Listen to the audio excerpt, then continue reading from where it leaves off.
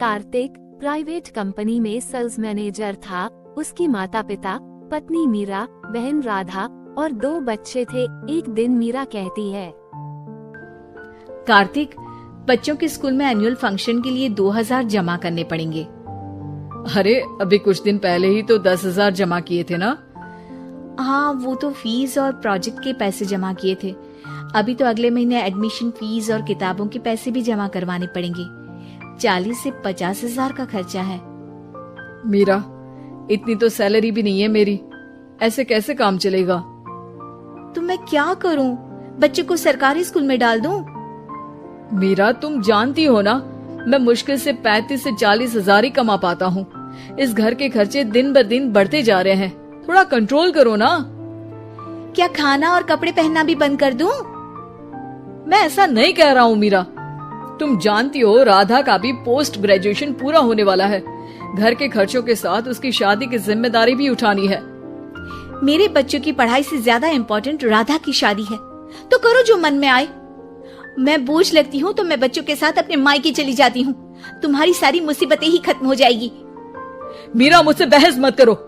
सुबह सुबह ऑफिस जाने के टाइम पर ही कलेश करके दिन मत खराब करो। इतना बोलकर कार्तिक वहाँ से चला जाता है।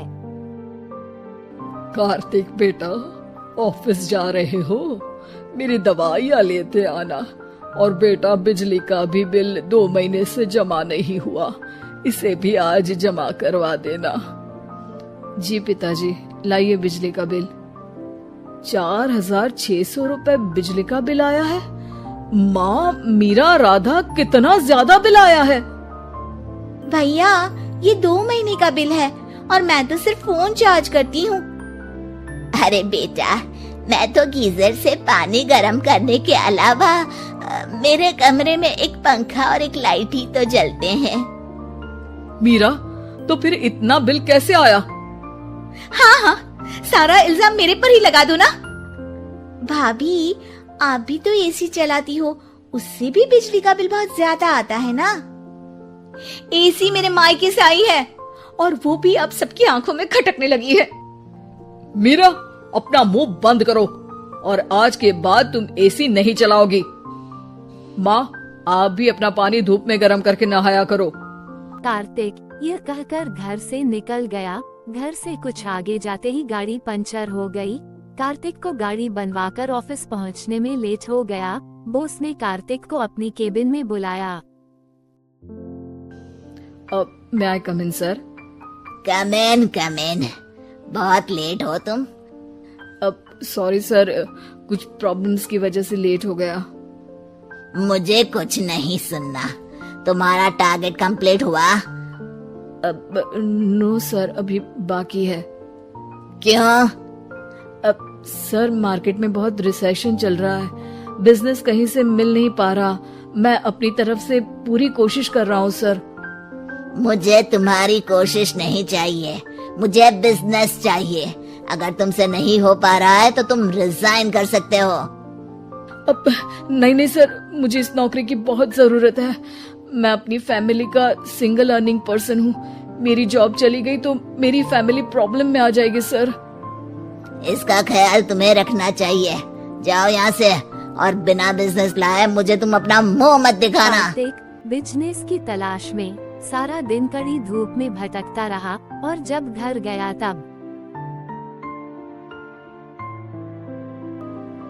बेटा, मेरी दवाई ले आए और बिजली का बिल भर दिया। अब दवाई लाना भूल गया पिताजी, और बिजली का बिल जल्दी भर दूंगा। पर बेटा, याद से भर देना, वरना बिजली वाले बिजली काट कर चले जाएंगे। लीजिए पानी। बच्चों के एनुअल फंक्शन के लिए स्कूल में जमा करने वाले पैसे लेकर आए? अभी सैलरी नहीं आई है मेरा, और अकाउंट में ज्यादा पैसे भी नहीं बचे हैं। तो क्या बच्चों को स्कूल भेजना बंद कर दूं? बच्चे अगर इस साल एनुअल फंक्शन नहीं अटेंड करेंगे तो कोई पहाड़ नहीं टूट पड़ेगा। और अब तुम मेरा दिमाग खाना बंद करो। अरे, आप मुझ पर क्यों चिल्ला रहे हैं? कार्तिक गुस्से में बाहर चला जाता है और मीरा रोने लगती है। भाभी, आप रोइए मत, टेंशन लेने से कुछ नहीं होगा। पर राधा, घर के भी खर्चे हैं, कार्तिक के गुस्सा करने से घर के खर्चे नहीं पूरे होंगे। पर मीरा बेटा, लड़ाई करने से भी कोई समाधान नहीं मिलेगा, उल्टा घर का माहौल ही खराब होगा। पर मुझे लगता है हमें भी घर के खर्चों में हाथ बढ़ाना चाहिए। मुझे योगा सेंटर में जॉब का ऑफर मिला है, मैं कल से ही जॉब ज्वाइन कर लूंगी। वैसे तो मुझे भी सिलाई आती है, मैं भी लोगों के कपड़े सिलना शुरू कर देती हूँ।